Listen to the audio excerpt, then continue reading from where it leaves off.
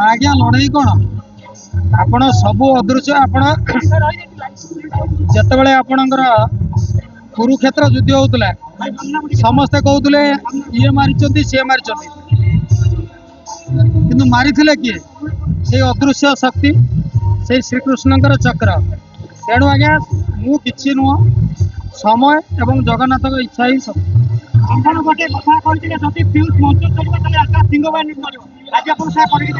ना आज्ञा से मोर अहंकार सब प्रभु कर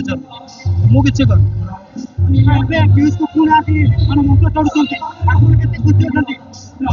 ना खुशी तो निश्चित अच्छी सिंह बाहिनी गोटे क्रेज पार्टी एवं आहरी क्रेज को जाऊँगी सेटा मत निश्चित खुशी लगुच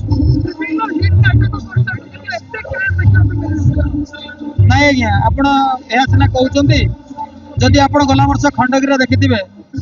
आम रघुभाई पेंडेल आम पार्टी थी खंडगिरी सबुठार हाइट चेयर हूँ रघुभाई पेंडेल आप जानते एवं से पेंडेल आम रघुभाई कह आम सर्वकालीन रेकर्ड कर तेणु आहरी आप मन थी सिंह बाहिनी प्रथम कैंप जो दिन सिंह बाहिनी बाहर था सका 6टार टिकेट सरी जाता 4टार टिकेट काउंटर खोलता और 6टार सरीगला इवन आमर टिकेट काउंटर को भांगी देता दर्शक टिकेट न पाई तेणु सिंह बाहिनी जन्मरू गोटे दर्शकर आतृति साउंड थी पार्टी लोके ग्रहण कर माँ कृपा जगन्नाथ कृपा लोके आज आज भी मत उपलब्धि होती गोटे अहेतुक भाव में जनसमर्थन सिंह बाहिनी प्रति एवं तुम बजरंगी पार्टी एवं पीयूष पार्टी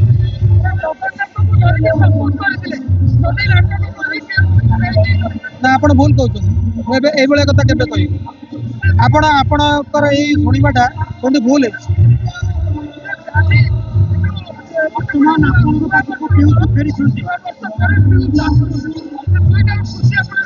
मु तो नुआ वर्ष पाने ना कारण हूँ मुझे ओडिया संस्कृति को भल पाउवा लोक मु आज पर्यंत के नुआ वर्ष पानी एटा इंग्राजी नुआ वर्ष तेणु मु विश्व संक्रांति को पाए आपण संक्रांति तेणु खुशी मु बहुत उत्साहित नुहे दुख अत्यधिक लगे कि खुशी आम उत्साहित हवा उचित दिन तले शुणा मिलूला चढ़ी देवुनि मुझे जानी आप पीयूष को पचार शुणु आज्ञा किए माने कुंड बाई तो सहस्र कुश ये केमती कहती यात्रा बाहिनी सिंह बाहिनी लोक मैंने आज्ञा कई शत्रु नुहति सब मित्र हनुमान चालीसा देखो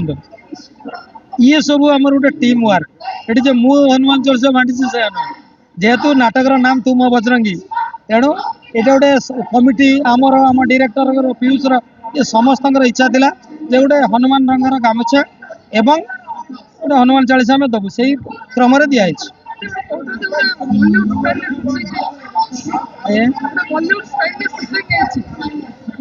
शुणु आम यात्रा को गोटे नुआ गुण देवाई चाहूँ केते ग्रहण करेंगे से दर्शक मैंने ही कहे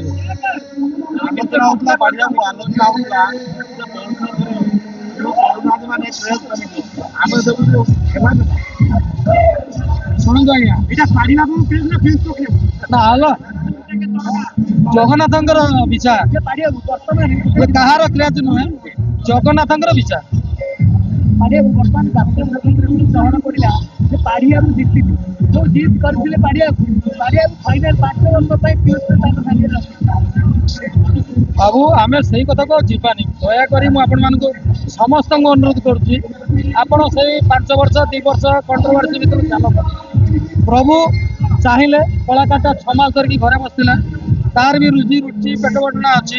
तेणु सी आसी कर्म कले पैसा पाइबे तेणु भगवान विचार कर यात्रा कर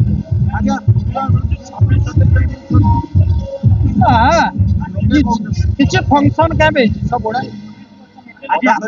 नहीं फंक्शन कैंप किसी धर तो दुर्गा पूजा काली पूजा एमती किसी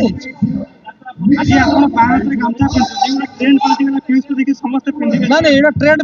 ପିୟୁଷର ତ ନାଟକକୁ ନେଇକି ଟ୍ରେଣ୍ଡ ଏ ଗାମୁଛା ମାନେ ଯାତ୍ରାର ଷ୍ଟୋରି ହଉଛି ଗାମୁଛା। ଆପଣ ଯେମିତି ଆମର ଦେଖିଥିବେ ଏତୁଅନ୍ତ କଳିଯୁଗ ଶେଷ ସେ ନାଟକର ହିରୋ ହଉଛି ମାନେ ହାତୁଡ଼ି ଆଉ ନିହାଣ, ଏଥିର ହିରୋ ହଉଛି ଗାମୁଛା। ତେଣୁ ଆମେ ଯାହା ଏ ଗାମୁଛା ଆମେ ପ୍ରାୟ ସମସ୍ତ ଦର୍ଶକ ମାନଙ୍କୁ ଆଜି ଦେଇଛୁ ଏବଂ ଏ ଗାମୁଛାରେ ମହାତ୍ମ୍ୟ ହଉଛି ଜଣେ ବାପା ତା ପୁଅକୁ ଦେଇଥିଲେ ତୁ ସତ୍ପଥରେ ଚାଲିବୁ, ଏ ଗାମୁଛା କାନ୍ଧରେ ପକେଇଲେ ତୁ ରାମ ରାମ ଆଉ ହାତରେ ବାନ୍ଧିଲେ ପରଶୁରାମ। ଏଇ ଡାଇଲଗ ଯୋଉ ସବୁ ମାନିଛନ୍ତି, ମୁଁ ବି ଗୋଟେ ଆମ ଡିରେକ୍ଟର ଆଣି ବାନ୍ଧି ଦେଇଛନ୍ତି, ମୁଁ ମାନଛି ଆଉ। ନାଇଁ ମୁଁ ଖୁସି ତ ଅଛି, କାହିଁକି ମୁଁ ଦୁଃଖ କରିବି। ଭଗବାନଙ୍କ ବିଚାର ସବୁବେଳେ ସତ୍ପଥରେ ଯାଏ।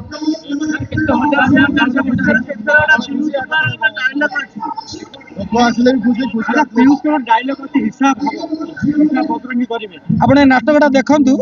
ତାକୁ ଯେତିକି ଅତ୍ୟାଚାର ହେଇଛି ସେ ସେଇଥିରେ କହିଛି। ମାନେ ପ୍ରଥମ ପର୍ଯ୍ୟାୟରେ ନାଟକରେ ପିୟୁଷକୁ ଯେତିକି ଅତ୍ୟାଚାର ହେଇଛି ସେ ଡାଇଲଗଟା ସେଇ ଅତ୍ୟାଚାର ପରେ ସେ ହିସାବ କରିବା ଆଗରୁ ହେଇଛି।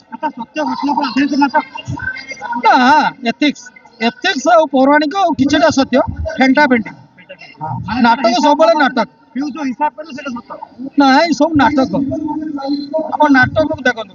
କିଛି କ୍ଷେତ୍ରରେ ନିଜ ଚରିତ୍ର ଉପରକୁ ନାଟକ ପଳେଇ ଆସେ, ତାକୁ ଆମେ କଣ ନିଜଙ୍କ ଭିତରେ ଭାବିବା ଉଚିତ? ସବୁ ନାଟକ।